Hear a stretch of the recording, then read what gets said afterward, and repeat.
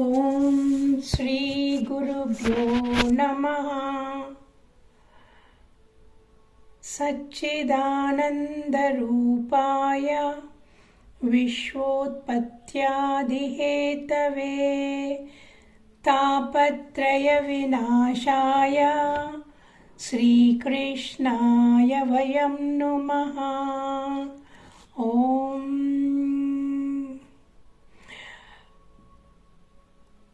హరి ఓం. ఆత్మస్వరూపులందరికీ నా నమస్కారములు. నిన్న మనము Karmayoga 3rd chapter of the Bhagavad Gita గురించి మాట్లాడుకున్నాము. ఈవేళ 4th chapter which is the Jnanayoga. Okay, so ఇప్పుడు ఆ క్లాస్ స్టార్ట్ చేసే ముందు మీకు చిన్న ఎక్సర్సైజ్ ఇస్తాను, అది కొంచెం రాసుకోండి. ఓకే, సో పేపర్ పెన్ ఉన్నది కదా, ఈ పాయింట్స్ మనము జ్ఞాపకం పెట్టుకోవాలి. ఇంతవరకు చదువుకున్న దాంట్లో శ్రీకృష్ణ పరమాత్మ చెప్పిన పాయింట్స్ మనము జ్ఞాపకం పెట్టుకోవాలన్నమాట. ఓకే, సో పేపర్లో రాసుకోండి తాబేలు. ఓకే, ఆ తాబేలు ఒక చిన్న డ్రాయింగ్ వేయండి.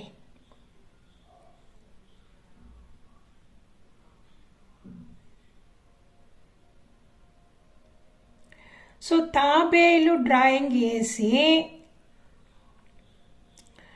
దాని పక్కన అది తాబేలు ఏం చేస్తుంది, తన ఇంద్రియాలు, తన కాళ్ళు, చేతులు, ఇంద్రియాలు అన్ని లోపలికి లాగేసుకుంటాయన్నమాట.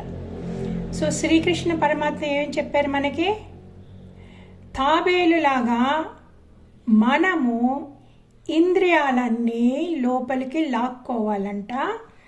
అప్పుడు ఇంద్రియాలు మనసు లోపలే ఉంటుంది.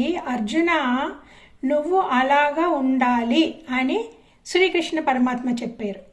సో అందువల్ల మనం వినాలి కదా. సో మనము ఇప్పుడు డ్రాయింగ్ వేసుకున్నాము, తాబేలు డ్రాయింగ్ వేసి దాని పక్కన turn all the senses and mind inwards అని రాసుకోండి. This is a very very important point. So అలాగే తాబేలు చూస్తూ ఉండండి. ఆ తాబేలుకి నమస్కారం చేయండి కొంచెంసేపు.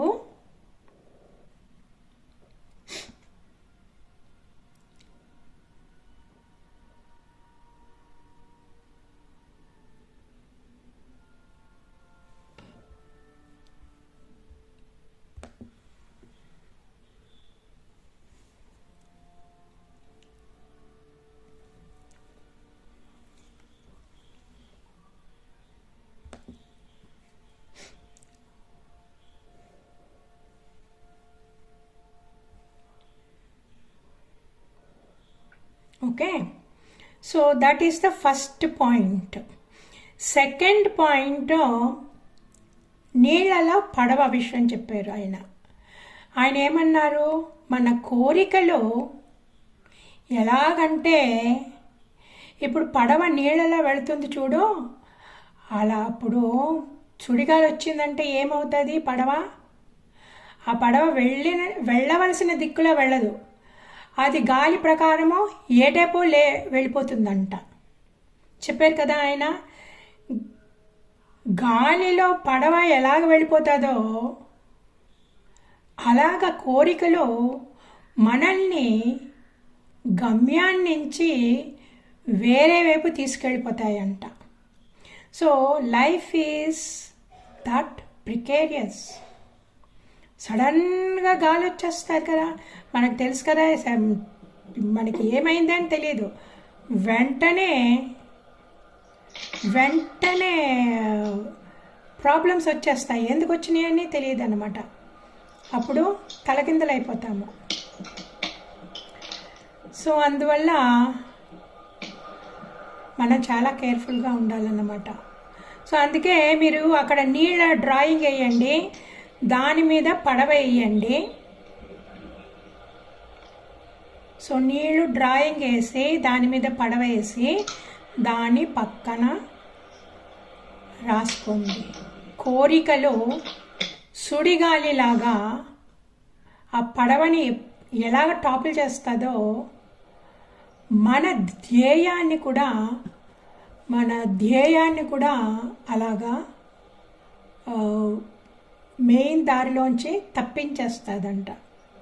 సో శ్రీకృష్ణ పరమాత్మ చెప్పారు, అర్జున మైండ్ ఇలాగ వస్తుంది, కోరికలు ఇలాగా మనల్ని గమ్యాన్నించి తప్పించేస్తాయి, చాలా కేర్ఫుల్గా ఉండు అనేసి.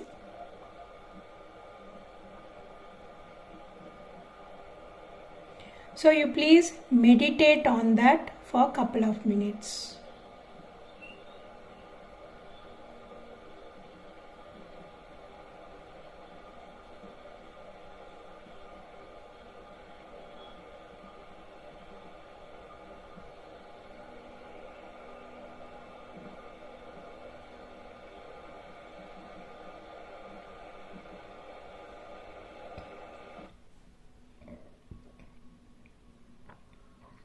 ఓకే, సో థర్డ్ పాయింట్ రాసుకోండి. నేను ఆత్మను, శరీరాన్ని కాను అని 5 సార్లు రాయండి.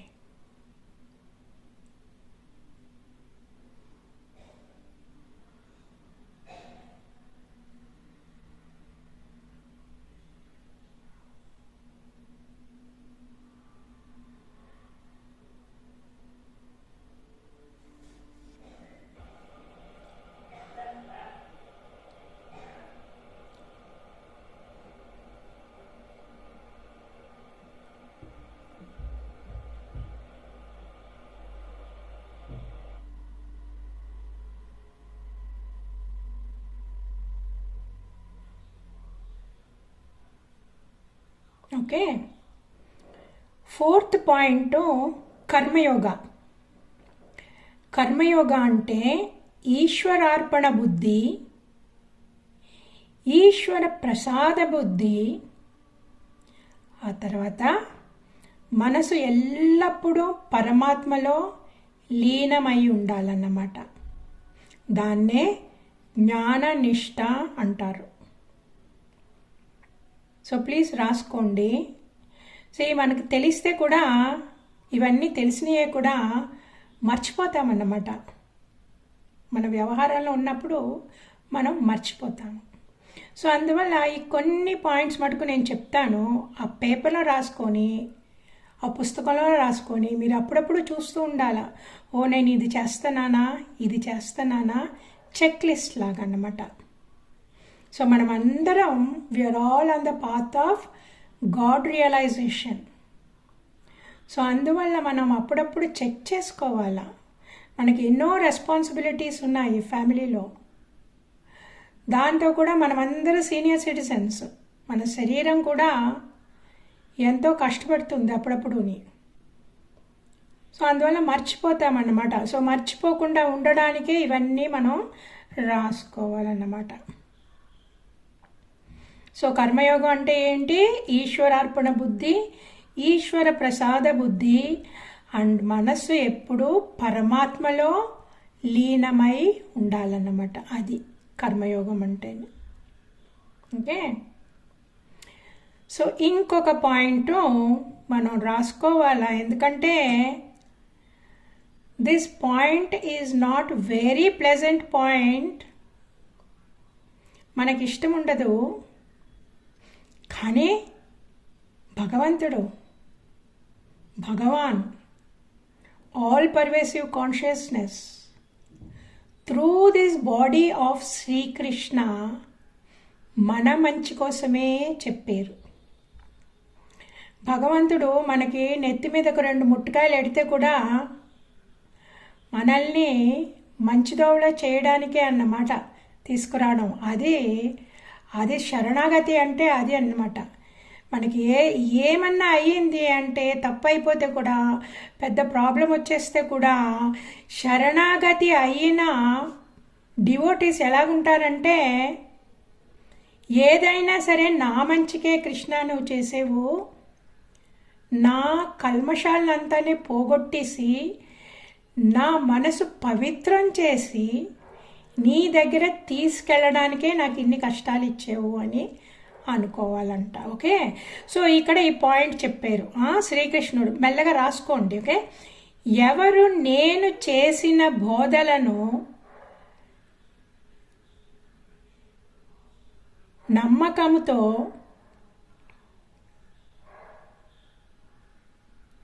అసూయ లేక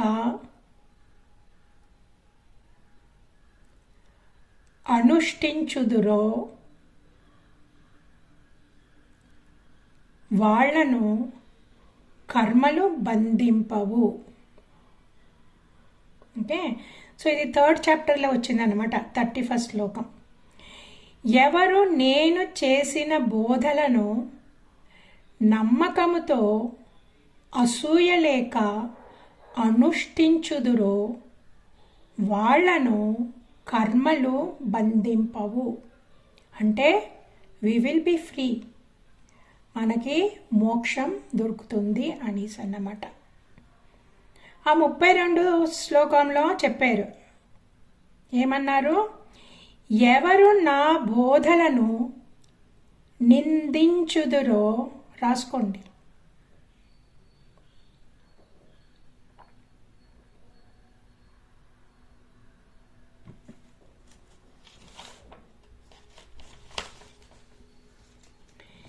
ఎవరు నా బోధలను నిందించుచు దానిని వాళ్ళు అభ్యసించక జ్ఞానశూన్యులై వివేకము లేకుండా ఉందురో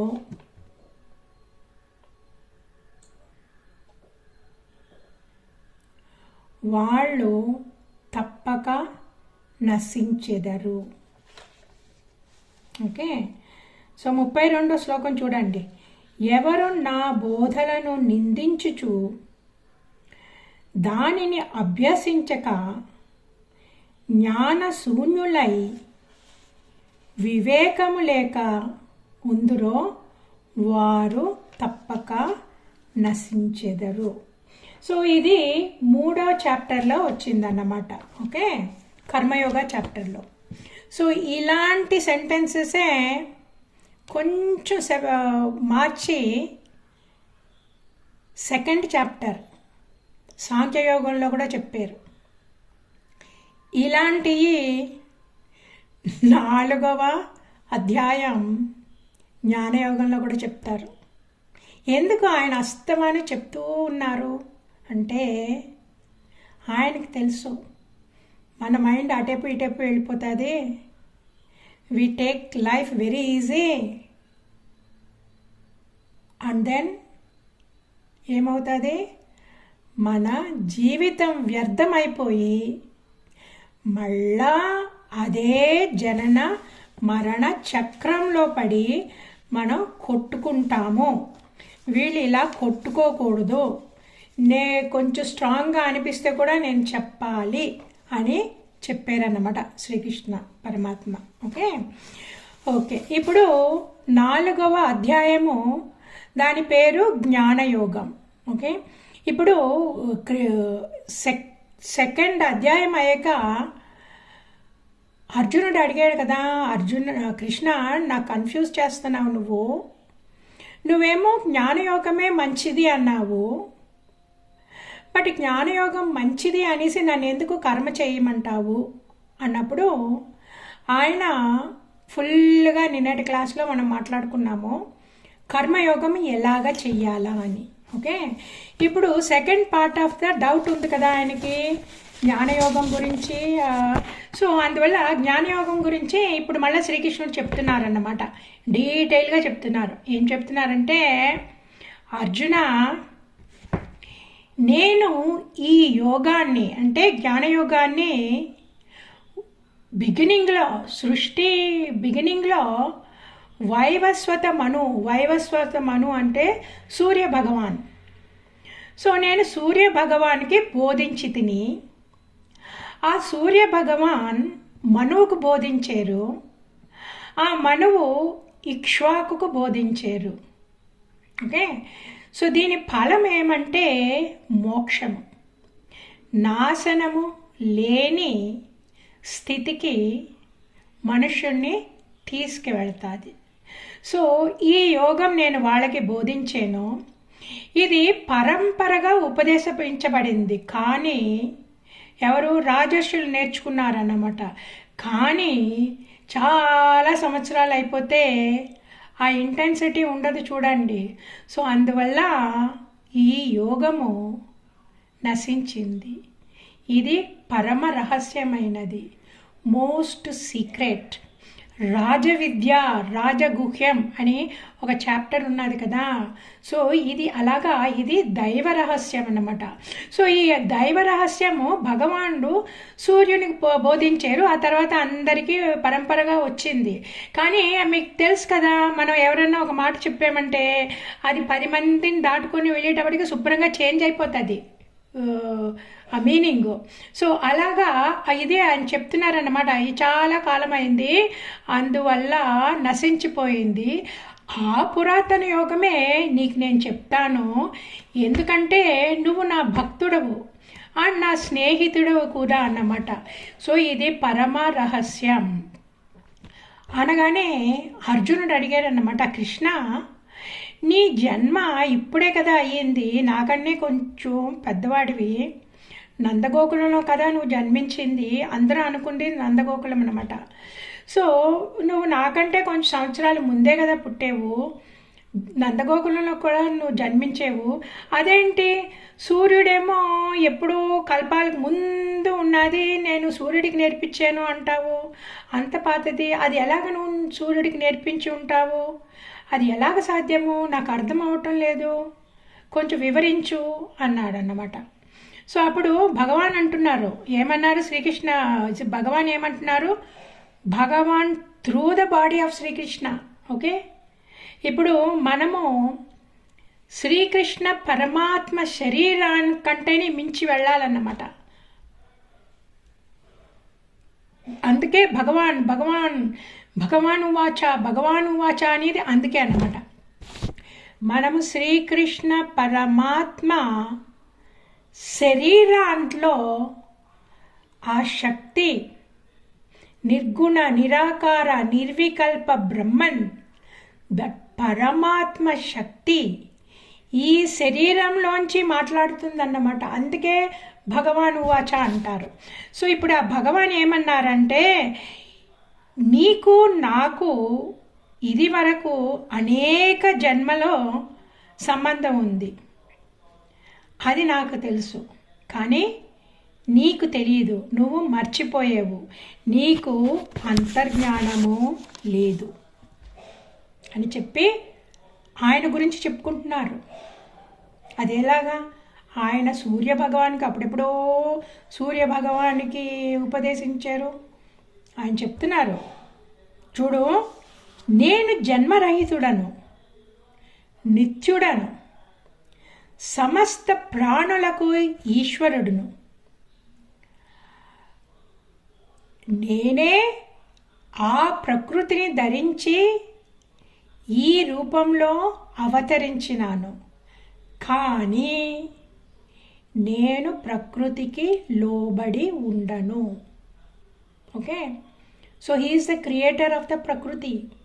ఆ ప్రకృతి ధరించి మనకి శరీరం దాల్చి కనబడుతున్నారు అవతారం, కానీ ఈయన much bigger than the form we see.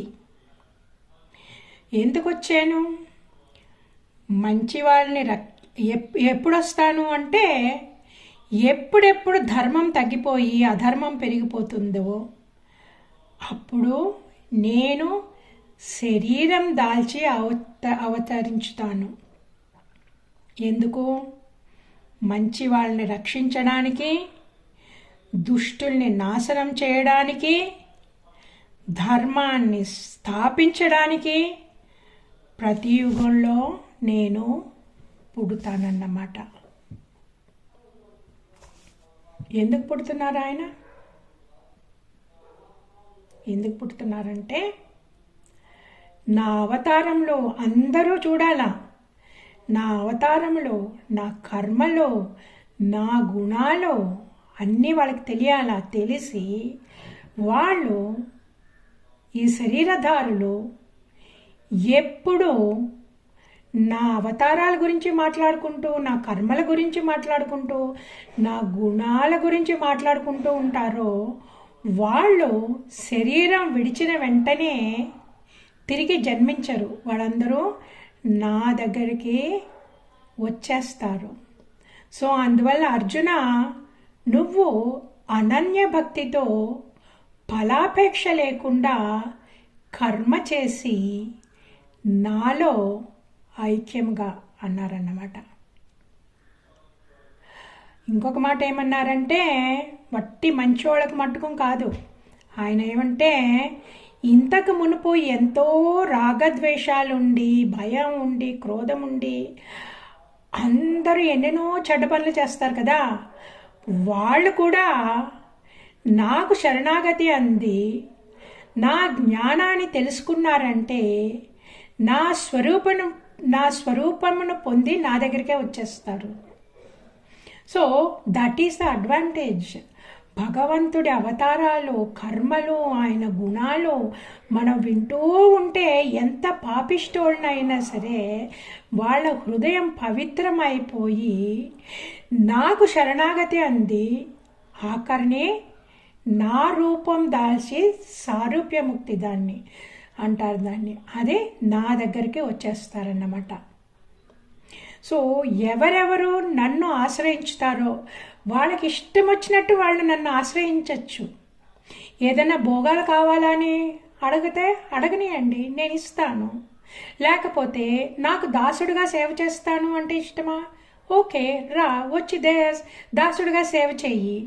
లేకపోతే నాకు స్నేహితుడిగా ఉండాలని ఇష్టమా, గ్రేట్, నాతో స్నేహభావంతోనే ఉండు.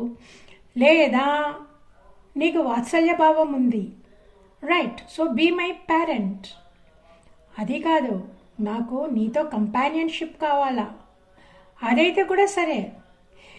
ఎవరెవరు ఎలాగ నన్ను ఆశ్రయించుతారో వారి వారి కోరికలను నెరవేర్చి వాళ్ళని నాలోనే కలుపుకుంటాను.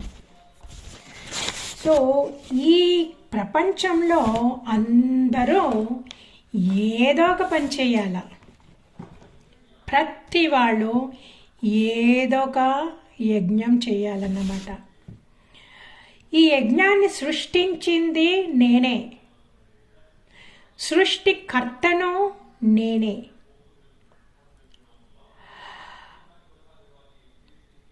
అన్ని రకాల వాళ్ళని వాళ్ళ స్థానాల్లో పెట్టి యజ్ఞం చేయించేది నేనే. అందుకే నేను 4 వర్ణాలను సృష్టించి మనుషుల్ని ఆ డిపార్ట్మెంట్లో పెట్టాను. సో వాళ్ళందరూ ఎక్కడ పుట్టారో వాళ్ళ డ్యూటీ ఏదో అది చెయ్యాల.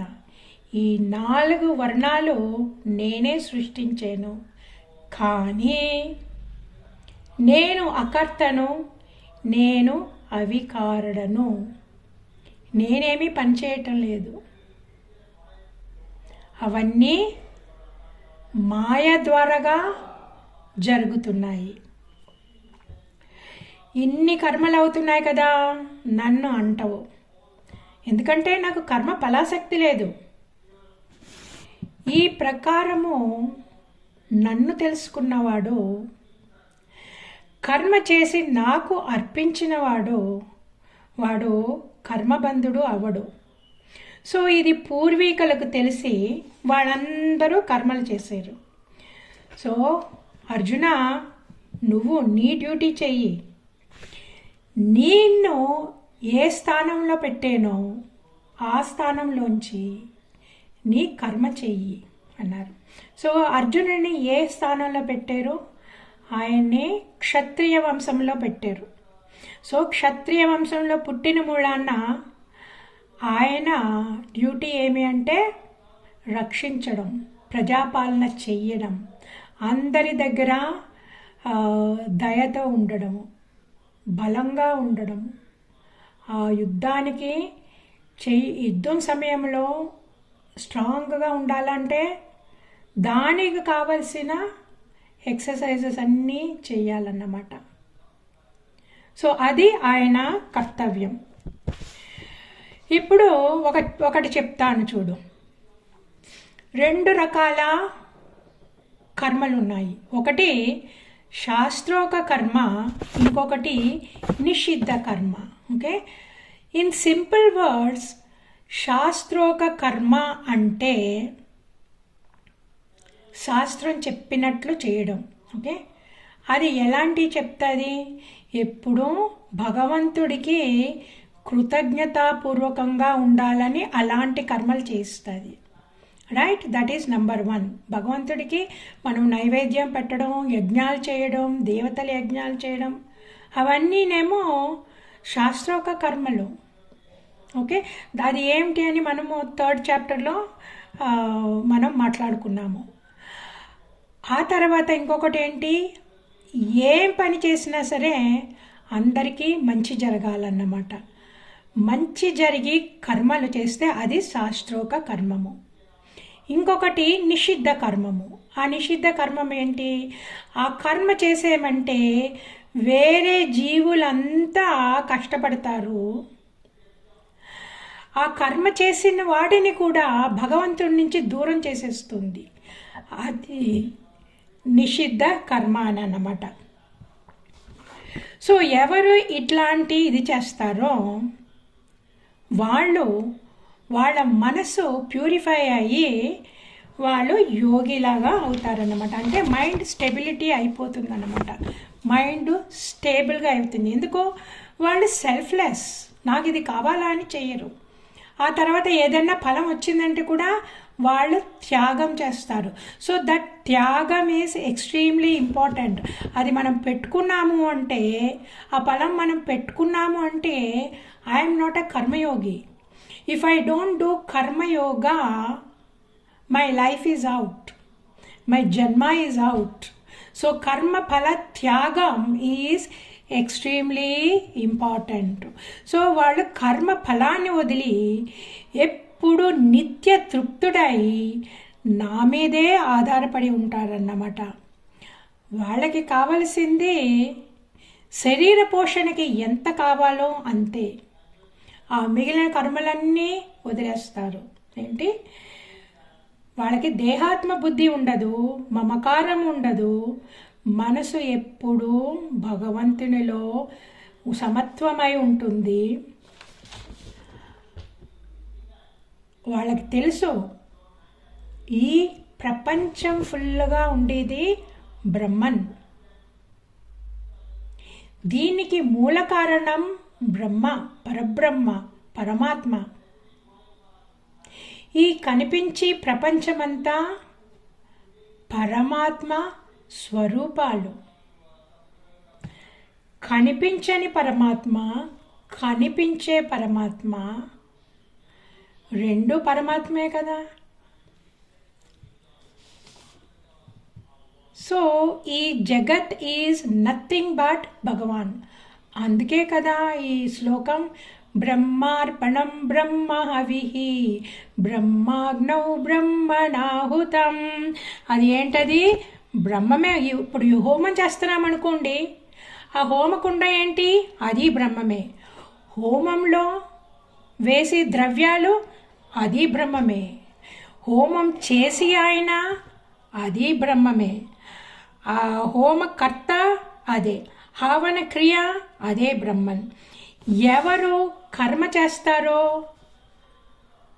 ఆ ఫలం కూడా బ్రహ్మే. అది ఎవరు తెలుసుకుంటారో అతను బ్రహ్మజ్ఞాని. బ్రహ్మజ్ఞానం అంటే ఇదే. ఆయనకి ఏం తెలుసు? ఆయన ఏం తెలుసుకున్నారు? సర్వం బ్రహ్మమయం జగత్తు. ఇప్పుడు నేను మాట్లాడుతున్నాను అంటే ఈ శరీరంతో మాట్లాడించేది ఎవరు? బ్రహ్మన్. ఈ శరీరం ఎక్కడి నుంచి వచ్చింది? బ్రహ్మన్. ఈ విద్య ఎక్కడి నుంచి వచ్చింది? బ్రహ్మన్. మీరెవరు? బ్రహ్మన్. మీరందరూ బ్రహ్మస్వరూపాలు. మీరు ఎలాగ వింటున్నారు? మీలో బ్రహ్మ ఉన్న వల్లనే మీరు వింటున్నారు. ఆ బ్రహ్మ లేకపోతే విని ఉండలేరు. ఆ బ్రహ్మతో ఐక్యమైంది. ఈ శరీరం బ్రహ్మతో ఐక్యమైన వల్లనే మనము వింటున్నాము. ఈ ప్రకృతి బ్రహ్మ సెపరేట్ అయిపోయిందంటే ఇంకా వినబడదన్నమాట. కానీ ఈ శరీరం ఎక్కడి నుంచి వచ్చింది? మీ శరీరాలన్నీ ఎక్కడి నుంచి వచ్చినాయి? బ్రహ్మలోంచే వచ్చినాయి. అందుకే అది తెలిసినవాడు ఇక్కడ ఉండేదంతా బ్రహ్మ, ఈ శరీరం బ్రహ్మ, ఈ శరీరంలో మాట్లాడించేది బ్రహ్మ, ఈ విద్య, ఈ బ్రహ్మ జ్ఞానం అది బ్రహ్మ. బ్రహ్మ లేనిది ఏముంది? సర్వం బ్రహ్మమయం జగత్తు. అందుకే కదా అన్నమాచార్యుల వారు పాడారు ఆ పాట, బ్రహ్మమొక్కటే అనేసి. ఉండేది ఒక్కటే అన్నమాట. ఆ ఒక్కటే ఇన్ని రకాలుగా కనబడుతుంది. అదే బ్రహ్మజ్ఞానము. ఈ అయ్యే పనులంతా బ్రహ్మ వలనే అవుతుంది. అందుకే కదా చతుశ్లోకి భాగవతంలో పరమాత్మ ఏమన్నారు? పరమాత్మ ఏమన్నారంటే, చేసేది నేనే, చేయించేది నేనే, చేసిన ప్రోడక్ట్ నేనే అన్నారు. అవునా? అదే కదా మీనింగ్ ఆఫ్ దిస్ బ్రహ్మార్పణం బ్రహ్మావి. ఇది తెలిసిన వాడే బ్రహ్మజ్ఞాని. దీంట్లో మనసులో ఎప్పుడు 24 hours ఆ మనసు దీంట్లో నిలబడిందంటే అతనే బ్రహ్మజ్ఞాని అంటారన్నమాట. సో ఈ యజ్ఞాల్లో కూడా వేరు వేరు రకాల యజ్ఞాలు ఉన్నాయి. ఓకే, ఆ యజ్ఞాల్లో ఒక్కొక్కరికి, సో మనందరికీ కొన్ని చేయాలని ఇష్టం కదా. మీకొకటికి ఇష్టం, నాకొకటి ఇష్టం, వేరే వాళ్ళకొకటి ఇష్టం. సో మన స్వభావాలు వేరే. సో ఒక్కొక్కరికి ఒకటి ఇష్టం ఉంటుంది అన్నమాట. సో కొందరు ఏం చేస్తారంటే, కొందరు యోగులు ఏం చేస్తారంటే దేవతలకు మాత్రమే యజ్ఞం చేస్తారు. సో ఆ యజ్ఞంలో సామాన్లన్నీ వేస్తూ ఉండాలి కదా. So that is called the వస్తు యజ్ఞం. ఆ దేవతల స్వరూపాలు వస్తువు, ఆ యజ్ఞ కుండంలో వేసేది వస్తువు. సో అది వస్తు యజ్ఞం అంటారన్నమాట. కొంతమంది మైండ్ తోటి వాళ్ళకి నాలెడ్జ్ ఉన్నది, వాళ్ళకి ఈ జీవాత్మ అంటే ఏమని తెలుసు, పరమాత్మ అంటే ఏమని తెలుసు. సో వాళ్ళు ఏం చేస్తారంటే ఈ జీవాత్మ పరమాత్మ ఒకటే అనేసి, ఇలాగే కదా ఈ పాట్ అండ్ స్పేస్. సో ఇది జనరల్ స్పేస్, ఈ జనరల్ స్పేసే లోపల ఉన్నది. సో ఈ జనరల్ స్పేస్కి ఈ లోపల ఉన్న స్పేస్కి ఏమి డిఫరెన్స్ లేదు. సో మనము ఈ శరీరంతో తాదాప్యం అయిపోయినప్పుడని నేను నేను నేను అనుకుంటున్నాము. సో ఈ యోగులు ఏం చేస్తారంటే ఇంకా శరీరంతో మనసులో తాదాప్యము వదిలేసి ఆ మనసు ఎప్పుడు భగవంతుడితో ఐక్యం చేయడానికి ఇచ్చేస్తుంది. నేను ఇందాక పొద్దున ఫోటో పంపించాను చూసారా, Swaminarayan photo. So that is little bit like that. ఆయన జీవాత్మ పరమాత్మ ఐక్యం చేయడానికి తపస్సు అన్నమాట. సో జీవాత్మను పరమాత్మలో తాదాప్యం చేయడానికి, బ్రహ్మ సాక్షాత్కారం పొందడానికి, లీనమవడానికి వాళ్ళు తపస్సు చేస్తారు. అది ఏ ఉత్తమమైన తపస్సు అంట. శ్రీకృష్ణ పరమాత్మ అంటున్నారు అది ఏ ఉత్తమమైన తపస్సు అంట. ఓకే, దాంట్లో ఇండివిజువాలిటీ కరిగిపోవడము, ఫుల్గా కరిగిపోతారు. ఇంకా నేను భగవంతుడు అనే డిఫరెన్స్ లేదు. భగవంతుడు లేకపోతే నేను లేను. ఈ జనరల్ స్పేస్ లేకపోతే there is no pot space. So pot space అనుకుంటేది మిథ్య, వసంత అనుకుంటేది మిథ్య. ఈ లోపల ఉన్నది దిస్ కాన్షియస్నెస్ బ్రహ్మన్, ఈ శక్తి, ద ప్రాణశక్తి ఈజ్ నథింగ్ బట్ పరమాత్మ. సో ఆ లెవెల్లోనే వాళ్ళు ఎప్పుడు తపస్సు చేసి, ఎందుకంటే మైండ్ అస్తమానం బయటకు వచ్చేస్తారు కదా, ఇలాగ వచ్చేస్తుంది. సో తపస్సు చేయాలి అక్కడ ఏంటి నెలలో సంవత్సరాల పడికి ఈ శరీరం ఫుల్గా ఉండే వరకుని ప్రతి సెకండ్ వాళ్ళు తపస్సు చేస్తారు. ఈ ప్రాణాయామ, ఆ యోగా అవన్నీ ఎందుకు, మన ఆరోగ్యంగా ఉండి ఆ శరీరంలో మనం ఎంతకాలం ఉంటే అంతకాలం మనం తపస్సు చేసి ఈ జన్మలోనే పరమాత్మని పొందడానికి అన్నమాట. అందుకే ఈ ప్రాణాయామ చేయడం అని, ఆ తర్వాత ఉపవాసం అప్పుడప్పుడు చేయడం అనేసి, ఆ యోగా చేయడము అనేసి, ఆసనాలు చేయడం అనేసి, అవన్నీ దీనికోసమే. ఈ బాడీ కానీ చక్కగా ఆరోగ్యంగా ఉన్నదంటే ఎక్కువ కాలం ఈ శరీరంలో ఉండొచ్చు.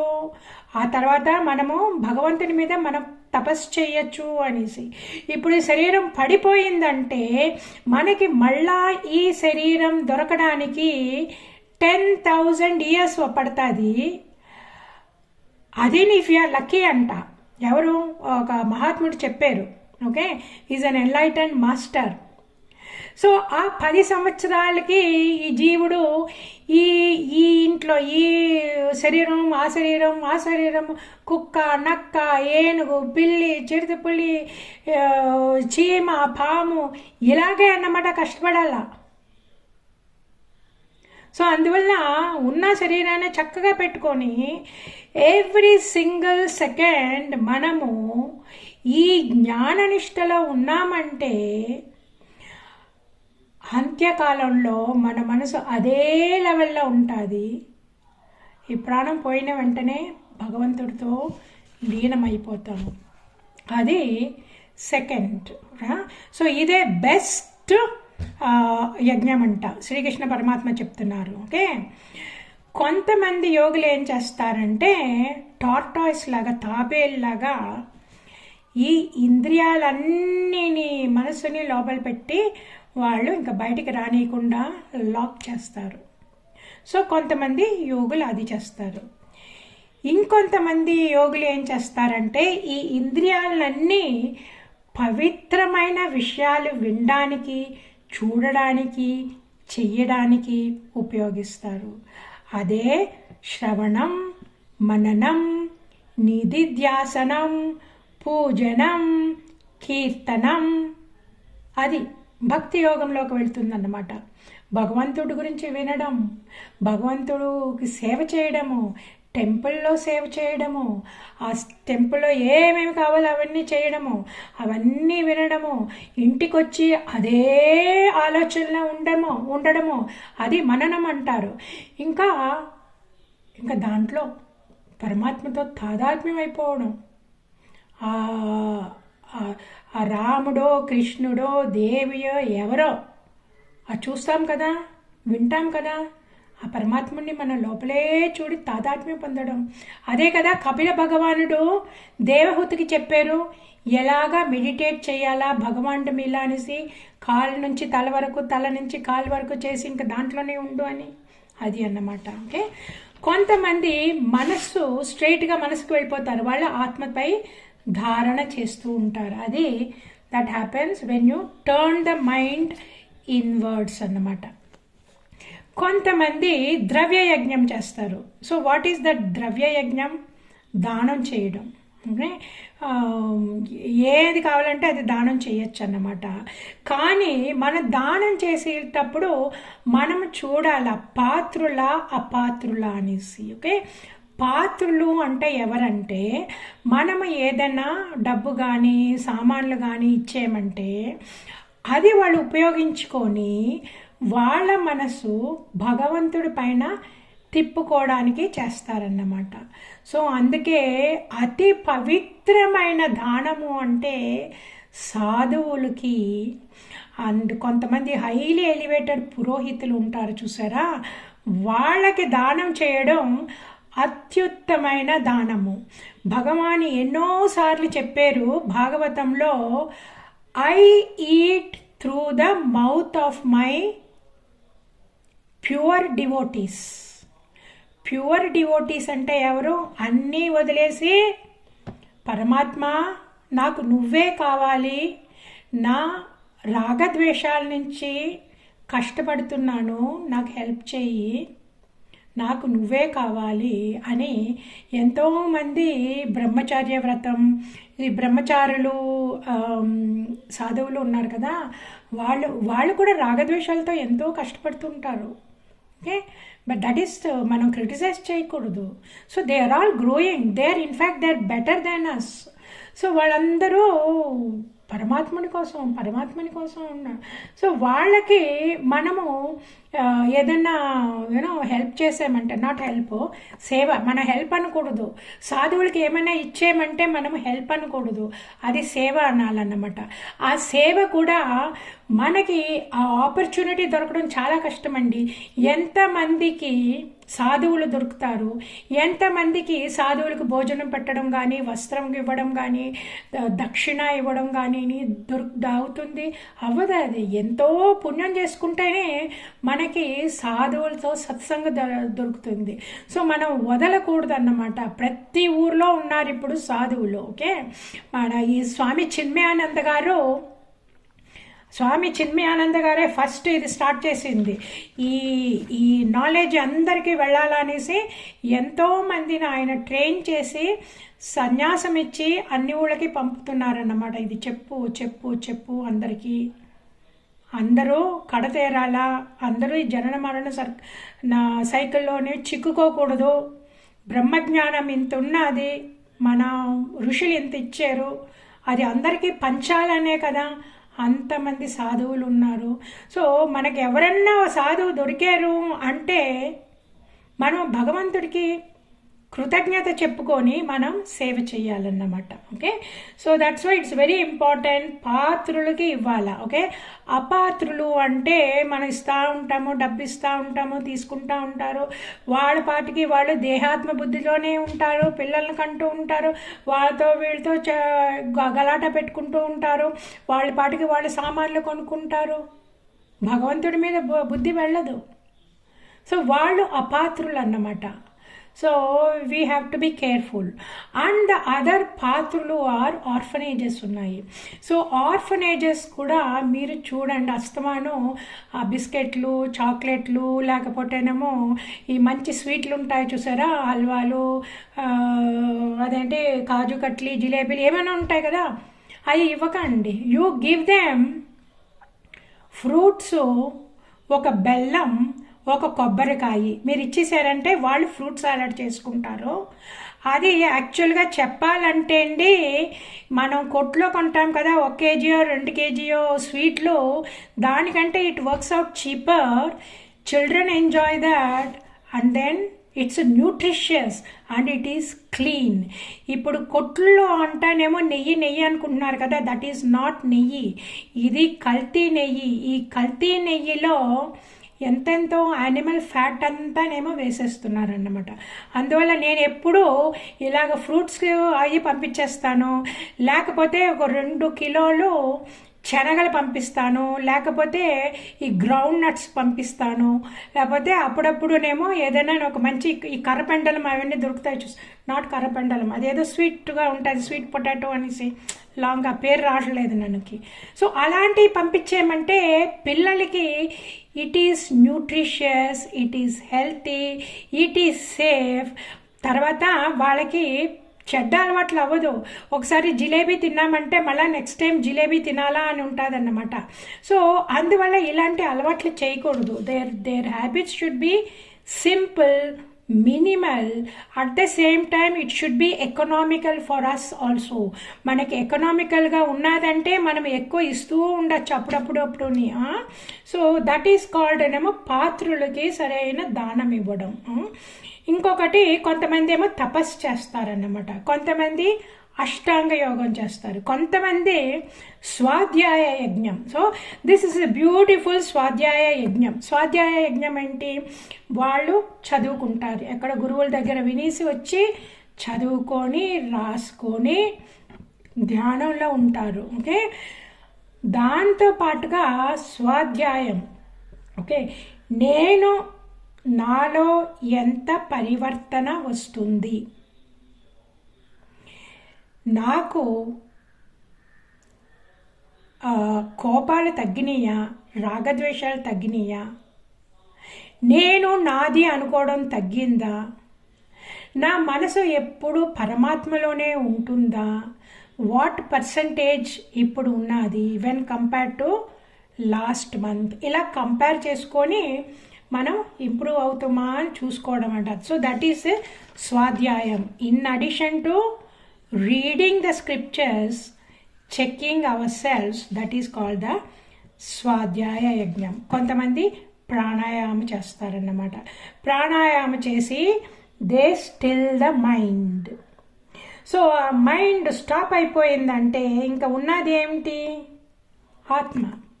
So they abide in the atma. ఈయన భగవాన్ రమణ మహర్షి వారు ఆయన ఇదే ఫాలో అయ్యేవారు అన్నమాట. ఓకే, సో భగవాన్ చెప్తున్నారు, అర్జున అందరూ ఏదో ఒక యజ్ఞం చేయాలా.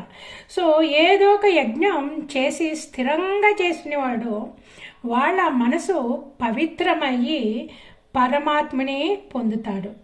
కానీ యజ్ఞం చెయ్యకపోతే వాళ్ళ మనసు అల్లకల్లోలమయ్యి వాళ్ళు ఎప్పుడు బాధితులయ్యి ఈ లోకంలోనే వాళ్ళకి సుఖం ఉండదు, ఇంకా వాళ్ళకి వేరే లోకానికి వెళ్ళి ఛాన్స్ కూడా ఉండదు అంటున్నారన్నమాట ఆయన. ఓకే, సో ఇప్పుడు నెక్స్ట్ ఏంటి? నెక్స్ట్ జ్ఞానం. ఇప్పుడు మనకి ఇవన్నీ కావాలా, ఇవాళ యజ్ఞం చేయాలా, ఇలా నాలెడ్జ్ కావాలా. సో ఎక్కడి నుంచి వస్తుంది? మనము ఎవరినన్నా పట్టుకోవాలన్నమాట. ఓకే, ఎలా పట్టుకోవాలా? ఎవరి కోసం వెళ్ళాలా? గురువు కోసం వెళ్ళాలా.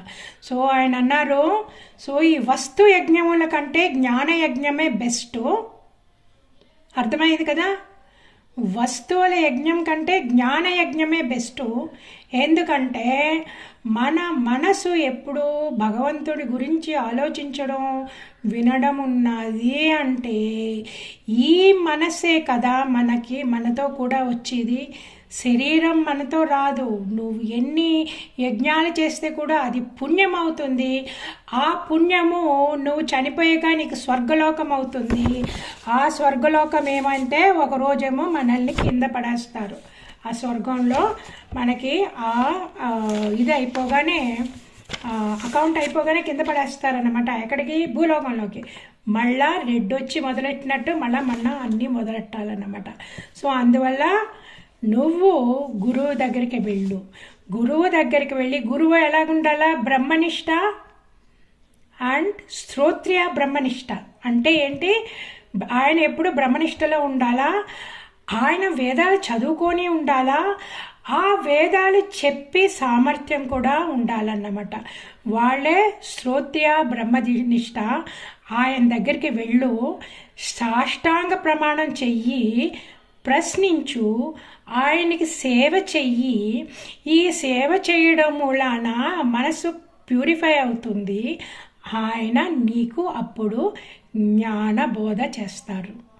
సో ఆ జ్ఞానబోధ వలన నువ్వు నన్ను నీలో చూస్తావు, నన్నే అందరిలోనే చూస్తావు, అందరినీ నాలోనే చూస్తావు అన్నారు. ఓకే, సో ఇది బాగా జ్ఞాపకం పెట్టుకోండి. This is very important. First point ఏమన్నారు? నన్ను నీలో చూస్తావు అన్నారు. ఓకే, ఇప్పుడు భగవంతుడు మనలో ఉండడం మనకు తెలిసిపోయింది కదా. ఓకే, మనకి తెలిసిపోయింది జ్ఞానం ద్వారా భగవంతుడు నాలో ఉన్నాడు అని. కానీ మనం ఎలాగ చూస్తాము భగవంతుడిని? చూడు అన్నారు కదా ఆయన. అది ఎలాగ చూస్తామంటే, అందుకే మనసు గాట్ టు టర్న్ ఇన్వర్డ్స్. తాబేల్లాగా ఇంద్రియాలన్నీ కంట్రోల్ చేసేసి లోపలికి వెళ్ళిపోయి మనసు లోపలికి వెళ్ళిందంటే ఆత్మజ్యోతి కనబడుతుంది. 100% ఆత్మజ్యోతి కనబడుతుంది. అదే భగవంతుడు. Okay, number 1 ఫస్ట్దా. సెకండ్ పాయింట్ ఏమన్నారు? నన్ను అందరిలో చూడు అన్నారు. మనం అందరిలో ఎప్పుడు చూస్తాము? నాలో భగవంతుణ్ణి చూసి నాలో నేను స్థిరమైనప్పుడు అప్పుడు కళ్ళు తీస్తే నాకు అందరిలోనే మాట్లాడే శక్తి భగవంతుడే అని తెలుస్తుంది అన్నమాట. చూసారా, పచ్చ కామెర్లోడికి ప్రపంచం అంతా పచ్చ కామెర్లాగే పచ్చగానే కనబడుతుందంటనా. అలాగే ఆత్మదర్శనం అయిన ఆయనకి అన్ని చోట్లని ఆత్మ కనబడుతుంది. Okay, there is no doubt about it. ఆ తర్వాత ఇంకేమన్నారు, అందరినీ నాలోనే చూడు అన్నారు. థర్డ్ పాయింట్, ఫైనల్ పాయింట్, అది ఏంటి, ఇప్పుడు స్పేస్ చూసాం కదా, పాట్లో స్పేస్ చూసాము. Okay, that is number 1. ఒక 10 పాట్స్ ఉన్నాయంటే మనకు తెలుసు అన్నిట్లోనూ పాట్ స్పేసెస్ ఉన్నాయనేసి, అన్నిట్లోనూ స్పేస్ ఉంది. ఇప్పుడు ఏమన్నారు, అందరినీ నాలో చూడు అన్నారు. సో ఇదంతా పరమాత్మేనా? సో అలాగే విజన్ ఎలా చదువుతుంది అన్నమాట. ఇవన్నీ ఈ నామరూపాలు ఎక్కడున్నాయి? పరమాత్మలో ఉన్నాయి. Okay, expanded. Number 1 single expansion, single awareness, అందరిలో చూడడం, multiple awareness. But so called multiple, it is not multiple. There are no different pot spaces. Inni pot spaces, no, there is only one general space. అదే పరమాత్మ అన్నమాట. So అలాగా నన్ను అందరిలో చూడు అన్నారన్నమాట. Okay,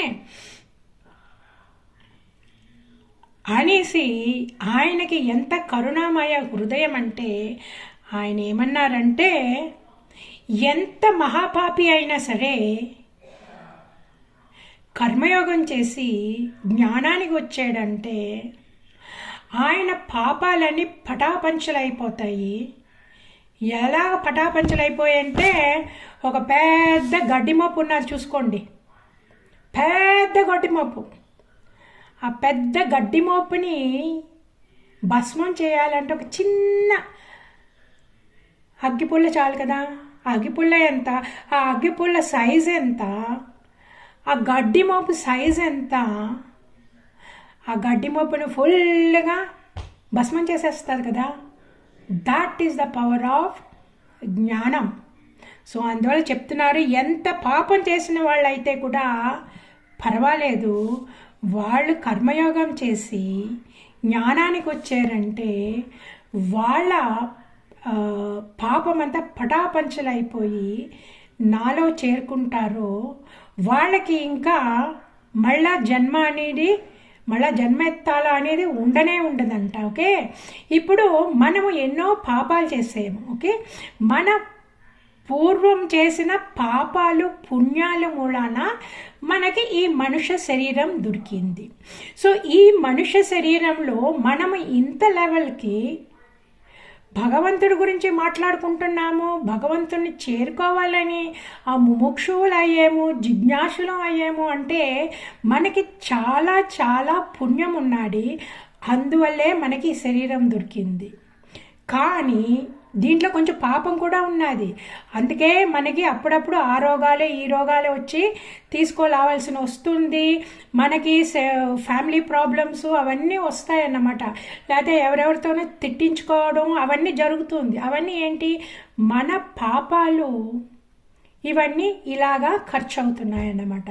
so ఈ శరీరానికి పాపం ఉన్నది, పుణ్యము ఉన్నది అన్నమాట. So this is called the prarabdha karma. Okay, ఇప్పుడు ఇంకా సంచిలో ఇంకా బోల్డ్ పాపాలు మిగిలిపోయి ఉన్నాయి. అన్ని పాపాలుని ఈ శరీరంలో ఒక జన్మలోనే తీర్చుకుంటే అంత పాపాలు లేవు, బోల్డ్ అని ఉన్నాయి. దట్ ఈస్ కాల్డ్ సంచిత కర్మ. ఆ సంచిత కర్మ తీర్చాలంటే ఇంకొక జన్మ కావాలి కదా. కానీ ఆ సంచిత కర్మ ఫ్రక్టిఫై అవ్వదంట. ఎందుకంటే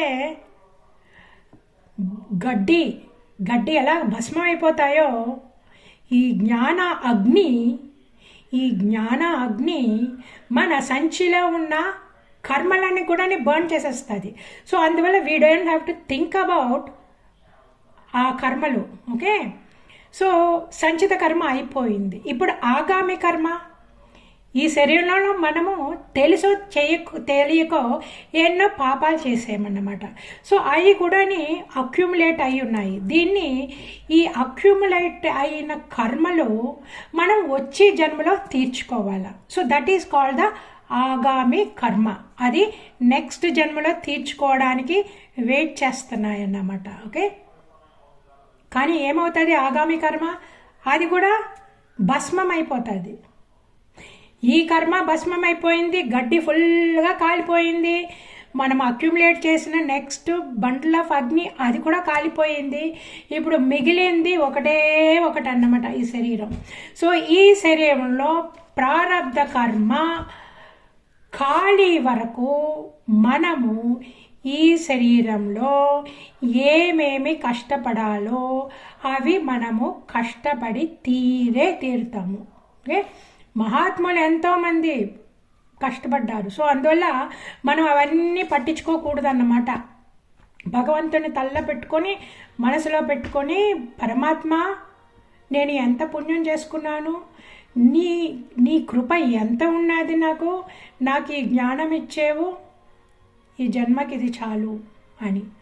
అంటే ఈ జన్మకి ఇది చాలు అంటే ఇంకా మనకి నెక్స్ట్ జన్మ కూడా లేదన్నమాట. సో హీఈస్ రెడీ టు చెప్పారు కదా, ఆయన చెప్పింది మనం నమ్మాల. చెప్పారు కదా, నేను చెప్పింది నమ్మి ఆ ప్రకారం ఎవరు వెళ్తారో వాళ్ళని నేను నా దగ్గరికి తీసుకెళ్ళిపోతాను అన్నారన్నమాట. సో ఇప్పుడు అన్నారన్నమాట. ఏమన్నారు? ఈ స్థితిలో ఉన్న వాళ్ళకి మానసిక బాధ ఉండదు, ఎప్పుడు సంతోషంగా ఉంటారు. ఎందుకు ఆ సంతోషం? మనసు భగవంతుడిలో ఐక్యమయ్యింది. That is the ultimate, that is the jnana yogam. Okay, so ఇప్పుడు మనము నెక్స్ట్ కర్మ సన్యాస యోగానికి వెళ్దాము. ఓకే, కర్మయోగం మాట్లాడుకున్నాము, తర్వాత జ్ఞానయోగం మాట్లాడుకున్నాము. ఇప్పుడు ఈ రెండు కలిసిన కర్మ సన్యాస యోగము నెక్స్ట్ చాప్టర్ అన్నమాట. సో ఈ నెక్స్ట్ చాప్టర్లో ఏమంటే, ఇప్పుడు అర్జునుడికి ఇంకొక డౌట్ వచ్చింది. కృష్ణ, ఒకసారి ఏమో నువ్వేమో కర్మ సన్యాసము అన్నావు, ఇంకొకసారి ఏమో కర్మయోగము అన్నావు, నువ్వు రెండు పొగుడుతున్నావు, నాకు ఏమీ అర్థమవట్లేదు, చెప్పు, ఏది మంచిదో చెప్పు అన్నారన్నమాట. అప్పుడు భగవాన్ అంటున్నారన్నమాట, సన్యాసము కర్మయోగము రెండు కూడా నిన్ను మోక్షానికి తీసుకెళ్తాయి, కానీ సన్యాసానికంటే కర్మయోగమే మంచిది అన్నారన్నమాట. ఎందుకు? సన్యాసానికి కూడా కంటేనే కర్మయోగమే మంచిదంట. ఎందుకంటే ఈ కర్మయోగి అలవాటైపోయింది కదా భగవంతుడికే చేయడము, ఈశ్వరార్పణ బుద్ధి, ఈశ్వర ప్రసాద బుద్ధి అని అలవాటైపోయింది కదా. ఆయనకి ఏమీ ఫలాపక్ష లేదు. ఒక చెడ్డది అయ్యిందంటే కూడా ఆయన ఏమీ కృంగిపోడు, ఎవరన్నా ఏమన్నా అంటే కూడా ఆయన పట్టించుకోరు, ద్వంద్వాతీతుడు అయిపోయారు. ఓకే, అందువల్ల ఆయనకి బంధాలు ఏమీ లేవు, కర్మ చేస్తూనే ఉన్నారు, మనసు ఎప్పుడు భగవంతుడి మీదే ఉన్నది, ఆయనకు ఆశలన్నీ ఏమీ లేవు. అందువల్ల ఆయన కర్మయోగి అనుకుంటున్నా సరే ఆయన నిత్య సన్యాసి, మానసిక సన్యాసి. సన్యాసి అని బాహ్య సన్యాసంగా కాషాయ వస్త్రాలు వేసుకొని సన్యాసిగా అవ్వక్కర్లేదు, మామూలుగానే ఉండని, కర్మ చేస్తూ ఉండని, కర్మాన్ని కర్మయోగంగా ట్రాన్స్ఫర్ చెయ్యి, ఆ భగవంతుడి మీదనే ఉండు. అలాంటి అతనికి రాగద్వేషాలు ఉండవు, నాకు అది కావాలా ఇది కావాలా అని కూడా ఉండదు, మనసు ఎప్పుడు స్థిరంగానే ఉంటుంది. సో ఆయన నిత్య సన్యాసి. ఆయన బట్టలు మార్చుకున్నా మార్చుకోకపోయినా, వేషం మార్చినా మార్చకపోయినా ఆయన నిత్య సన్యాసి. ఇదే బెస్ట్. ఇప్పుడు సన్యాసం తీసేసుకున్నామంటే, ఆ ఆరెంజ్ బట్టలు వేసేసుకున్నామంటే ఎన్నో ఎన్నో రెస్ట్రిక్షన్స్. ఆ సన్యాసి ఏదైనా కొంచెం చిన్నదిగా అటేపిటిపి చేశారంటే, ఓ సన్యాసం వేసుకో, ఇదేంటి అలా చేస్తున్నారు, ఆ సన్యాసి ఏంటి అలా మాట్లాడుతున్నారు, ఇలాగ వచ్చేస్తాయన్నమాట. సో ద బెస్ట్ థింగ్, కర్మయోగిలాగానే ఉండిపోండి, బట్టలేం మార్చుకోకలేదు, but be like have the sanyasa in the mind, mental sanyasa. నీకు అదే బెస్ట్ అర్జున, నువ్వు అదే చెయ్యి. ఎప్పుడు ధ్యానం చేసేవాడు ముని. సో ఆ ముని ఎప్పుడు ఆత్మజ్ఞానంలో భక్తి ఉంటుంది. ఆయన ఏదైనా చేస్తే కూడా చేయనంటే, ఆ కర్మ చేస్తే కూడా ఆయన అకర్మ. అకర్మ అంటే కర్మ చేయనివాడు. ఓకే, ఎందుకంటే ఆయన ఎప్పుడు జ్ఞాననిష్టలో ఉన్నారు. ఆ జ్ఞాననిష్ట ఏంటి? జ్ఞానంలో రెండు ఉన్నాయి కదా, మనం ప్రకృతిని పురుషుడు. పురుషుడు ఏంటి? బ్రహ్మన్. ప్రకృతి ఏంటి? ఈ శరీరం. సో రెండు భాగాలు కదా శరీరంలో. పురుషుడు ద ప్రాణశక్తి, the Brahman, that is number 1. The second is the శరీరం.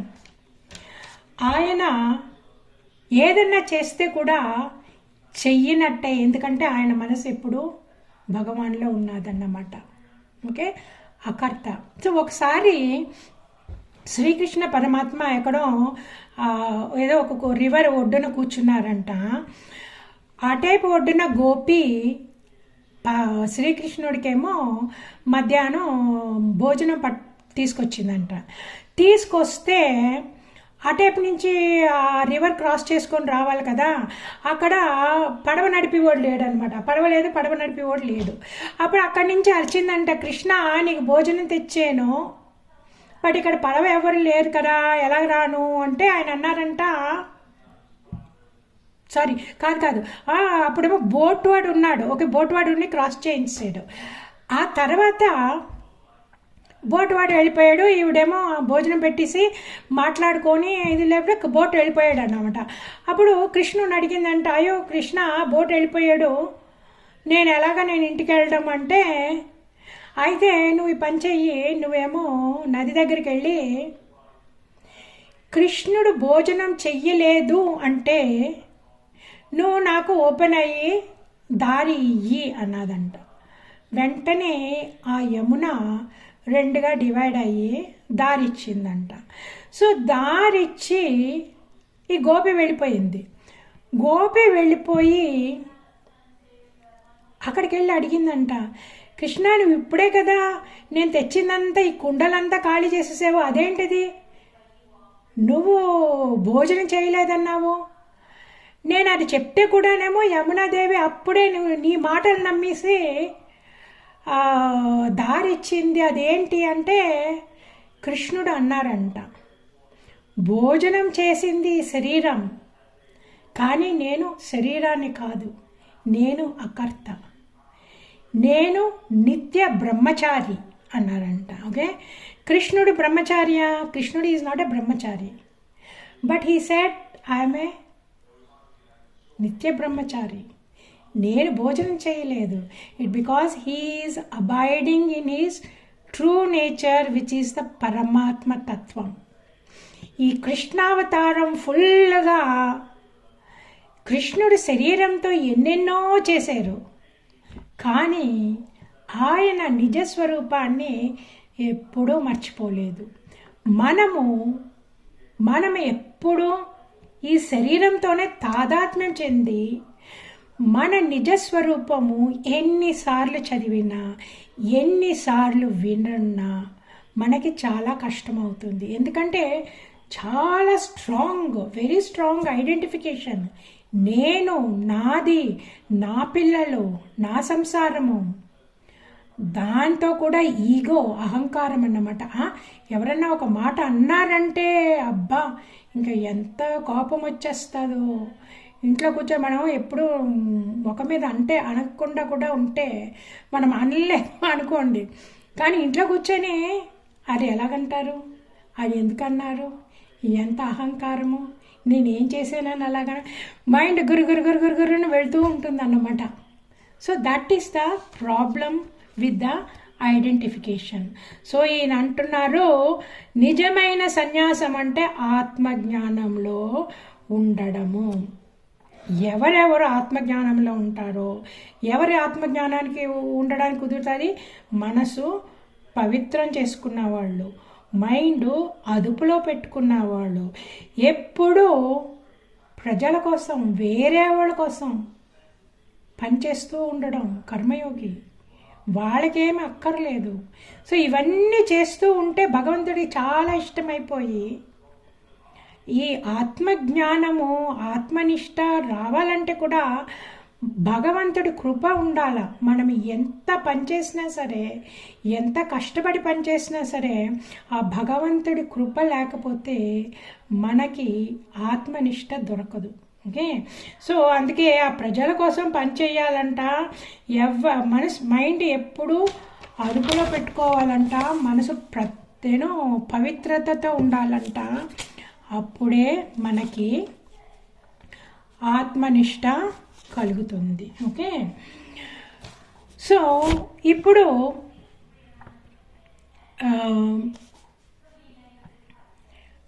వాళ్ళు ఏ పని చేసినా సరే అంతఃకరణ శుద్ధి కోసమే. That is the main thing in their mind. అంతఃకరణ శుద్ధి. నా మనసు శుద్ధి అయితేనే భగవంతుడు నాలో కనబడతాడు. భగవంతుడు ఉన్నాడు, అందరిలోనే ఉన్నాడు, 24 hours ఉన్నాడు. కానీ మనకు కనబడరు. ఎందుకు కనబడరు? ధూళితో మూసుకుపోయింది, రాగద్వేషాలు, కోరికలతో మూసుకుపోయిందన్నమాట. అందువల్ల నేను ఏ పని చేసినా సరే అంతఃకరణ శుద్ధి కోసమే చేస్తున్నానని వాళ్ళు ఎప్పుడు దాంట్లోనే ఉంటారంట. ఇప్పుడు అజ్ఞాని మనందరికీనేమో దేహాత్మ బుద్ధి కదా. సో ఈ అజ్ఞాని ఇప్పుడు కుర్చీలో పడుకున్నాడు అనుకోండి. సో అజ్ఞాని ఏమనుకుంటాడంటారా? నేను ఈ కుర్చీలో పడుకున్నాను, రెస్ట్ తీసుకుంటున్నాను అనుకుంటారంట. జ్ఞాని ఏమనుకుంటారంట? జ్ఞాని నేను ఈ శరీరంలో విశ్రాంతి తీసుకుంటున్నాను అంటారంట. ఎందుకు ఆయన నేను ఈ శరీరంలో విశ్రాంతి తీసుకుంటున్నానంటే, he is identifying with the pot space. Ajnani is identifying with the pot, jnani is identifying with the pot space. The beauty of the identification with the pot space ఎలాగుంటుందంటే అండి, మనము ఆ స్థితి అప్పుడప్పుడు అనుభవించేటప్పుడు ఎలాగుంటుందంటే అండి, ఈ లోపల తల నుంచి కాలు పాదం వరకు లోపల లైట్ వేసేస్తే ఎలాగుంటుంది ఫుల్గాని.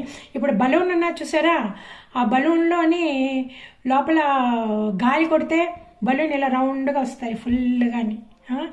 అలాగా ఆ మనసు లోపల్లో, if when the mind stays within the boundaries of the body, అలా బలూన్ లాగా పూర్ణం. Okay, so we also experience that. ఆ శరీరం ఇక్కడి నుంచి అక్కడ వరకు చక్కగా పూర్ణత్వం, ప్లెజెంట్, ఎంతో జాయ్. ఆ తన్మయత్వము మాటల్లో వర్ణించలేము. That is the ultimate rest.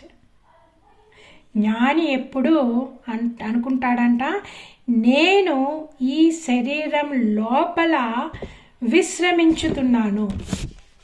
అజ్ఞాని నేను పడక కుర్చీ మీద పడుకొని విశ్రాంతి తీసుకుంటున్నాను అంటారన్నమాట. సో ఈ స్టేట్ ఎలాగానే నిన్న మాట్లాడుకున్నాం కదా, కేచరి ముద్ర లేకపోతే నిర్వాణ ముద్ర. రైట్, ఆర్ మనం చాంటింగ్ చేసేటప్పుడు మనసు లోపల ఆ సౌండ్ ఎలా వెళ్తుంది, ఆ సౌండ్ వైబ్రేషన్స్ ఎలాగా శరీరం ఫుల్గా వెళ్తున్నాయి. సో అవన్నీ అలా తర్వాత ఓంకారం, కేచరి ముద్ర చేసేటప్పుడు ఓంకారంతో చేయండి. చేస్తే ఏమవుతుందంటే మెల్లగా you become aware of your whole SIM. ఇప్పుడు పాట్లోంచి బయటకు వచ్చేస్తామన్నమాట. మనం పాట్ స్పేసు పాట్లోనే ఉన్నాము, పాట్ తర్వాత పాట్ని చుట్టుకొని కూడా ఉన్నాం మనము. That is our true nature. This is called expanded awareness. ఇంకా అలాగా కేచరి ముద్రతోటే, ఆ కేచరి ముద్ర అలవాటు అయ్యే వరకు, ఆ తర్వాత అది కూడా మానేయచ్చు అనుకోండి. బట్ అలవాటు అయ్యే వరకు ఏమంటే ఆ కేచరి ముద్రతోటే మనం ఓంకారం చేసామనుకోండి, ఆ ఓంకారం చేస్తూ చేస్తూ మనకి అంతర్ధ్వని ఉన్నది కదా, ఆ అంతర్ధ్వని మాటుగా మనం ఆ సౌండే పెద్దదైపోతుంది అన్నమాట.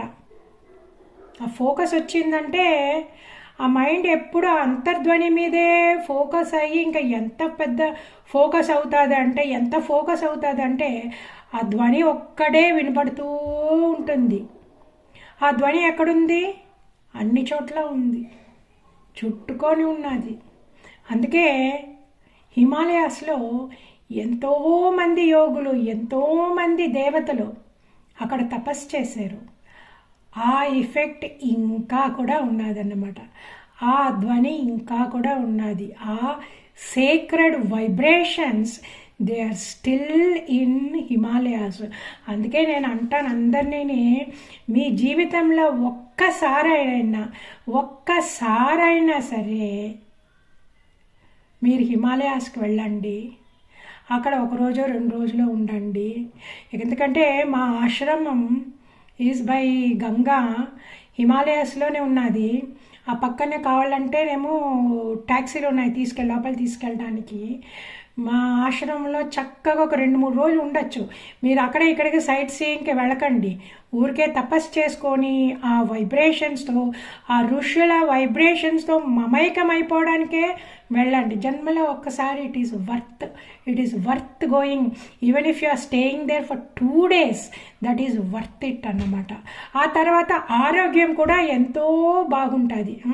అక్కడికి వెళ్ళాక నా ఆరోగ్యం, I use to suffer with asthma. అక్కడికి వెళ్ళాక నా ఆరోగ్యం ఎంతో బాగుపడింది అన్నమాట. ఓకే, సో ఇంకా సో ఇది జ్ఞానం, ఇది కర్మ సన్యాస యోగ. కర్మ చేస్తూనే ఉన్నారు ఆయన, మనసులో సన్యాసం. ఓకే, నాకేమి వద్దు, పరమాత్ముడు ఒకటే కావాలని. సో వాళ్ళందరికీ సమదృష్టే ఉంటుంది అన్నమాట. వాళ్ళ కోసం ఏమీ లేదు, భగవంతుడు ఒకటే. These people are called the jivan muktas. బతికుండగానే వాళ్ళు కామాన్ని, క్రోధాన్ని జయించారు. సో వాళ్ళకి ఎప్పుడూ సర్వత్రా సమదృష్టి.